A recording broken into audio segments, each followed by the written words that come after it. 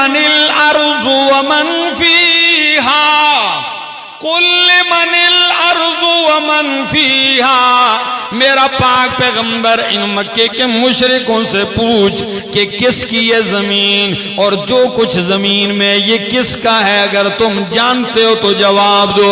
سَيَقُولُونَ لِلَّهِ، اللہ اکبر، سَيَقُولُونَ لِلَّهِ، تو ان قریب یہ کہیں گے کہ اللہ ہی کا ہے، زمین اللہ کی، جو کچھ زمین میں ہے وہ سارے کا سارا اللہ کا ہے۔ قُلْ مَن رَّبُّ السَّمَاوَاتِ السَّبْعِ وَرَبُّ الْعَرْشِ الْعَظِيمِ،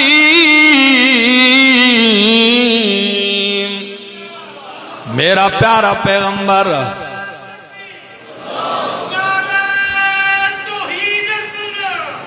پوچھ ان سے ساتوں آسمانوں کا رب کون ہے، وَرَبُّ الْعَرْشِ الْعَظِيمِ، عرش عظیم کا رب کون ہے۔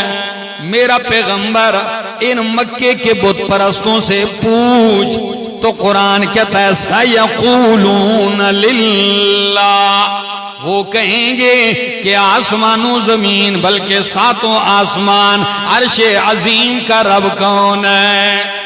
جو مانتے ہیں بولو کون ہے؟ وہ یہی کہیں گے کہ اللہ ہے۔ بلکہ اگلی آیت پڑھنے لگا ہوں، ذرا قرآن کیا کہتا ہے؟ قُلْ مَن بِيَدِهِ مَلَكُوتُ كُلِّ شَيْءٍ وَهُوَ يُجِيرُ وَلَا يُجَارُ عَلَيْهِ إِن كُنتُمْ تَعْلَمُونَ۔ میرا پاک پیغمبر ان مکے کے مشرکوں سے پوچھ، مَن بِيَدِهِ مَلَكُوتُ كُلِّ شَيْءٍ، کس کے ہاتھ میں ملکوت کل شیء، ہر چیز کا اختیار کس کے ہاتھ میں؟ وَهُوَ يُجِيرُ وَلَا يُجَارُ عَلَيْهِ، اور وہ پناہ دیتا ہے، اس کے مقابلے میں کوئی پناہ نہیں دیا جا سکتا۔ تو جب پوچھ ان سے کہ ہر چیز کا اختیار کس کے ہاتھ میں ہے، پناہیں کون دیتا ہے، اگر جانتے ہو تو جواب دیجئے۔ سَيَقُولُونَ لِلَّهِ،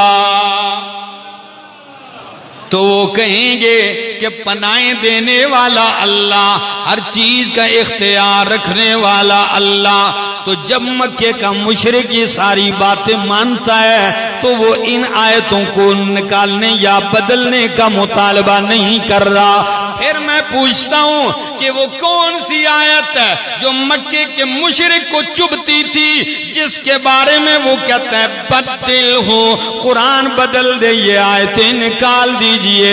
آئیے آج سن لیجئے میرے دوستو، وہ آیتیں یہ ہیں کہ قرآن کہتا ہے اللہ لا الہ الا هو الحی القیوم،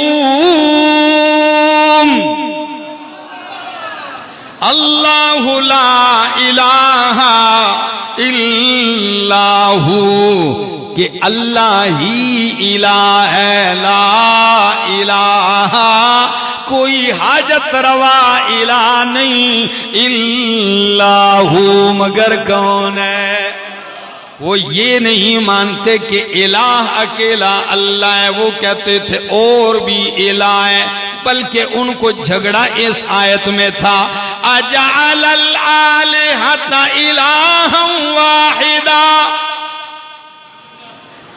کاش کاش کہ کوئی ہوتا اور قرآن میں غور کرتا اور نتیجہ پا جاتا۔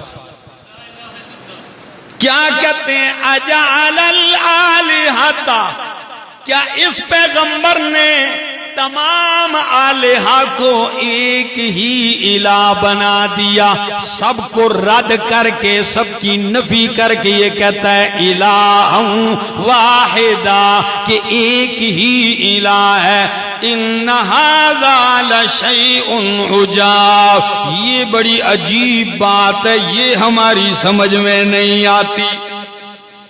جھگڑا کس میں تھا؟ وہ کہتے تھے کہ الہ اکیلا اللہ نہیں، بلکہ اللہ کے ساتھ اور بھی الہ ہیں، مدد کرنے والے ہیں، بیڑے پار لگانے والے ہیں، کھوٹی قسمتیں کھری کرنے والے ہیں، مال اولاد گھر زندگی میں برکتیں دینے والے ہیں، یہ باقی بھی ہیں۔ بلکہ وہ کہتے تھے کہ قرآن کہتا ہے کہ لا یملکون لِأَنفُسِهِمْ نَفْعًا وَلَا ضَرًّا، جن کو تم الہ مانتے ہو وہ تمہاری مدد تو کجا، وہ اپنے آپ کے نفع نقصان کے مالک نہیں۔ اس بات سے ان کو چڑ ہوتی تھی، بلکہ وہ کہتے تھے، یہ میرے سامنے سورت کا نام سورت یونس ہے، اللہ کا قرآن کہتا ہے، مکے کا مشرک کہتا ہے ما نعبدہم، بلکہ کہتا ہے ہؤلاء شفعاؤنا عند اللہ، یہ جن کو ہم پوجتے ہیں یہ اللہ کے ہاں ہمارے سفارشی ہیں۔ اللہ کو خالق مالک مانتے تھے، لیکن جن کو وہ پوجتے تھے ان کے بارے میں کیا کہتے تھے؟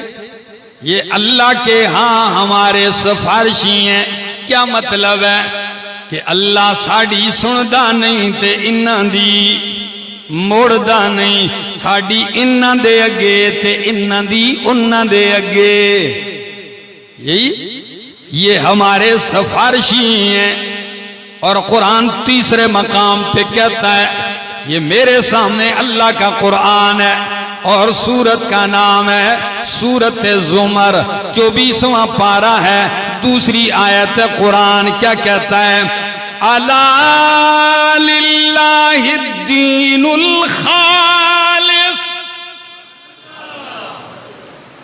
ہائے ہائے ہائے کیا لفظ ہے، الا للہ الدین الخالص، خبردار کائنات والو سن لو، کوئی شفاعت سفارشی جبری قہری، کوئی اللہ کی بارگاہ میں شراکت دار حصے دار نہیں، بلکہ الا للہ الدین الخالص، دین خالص، خالص عبادت اور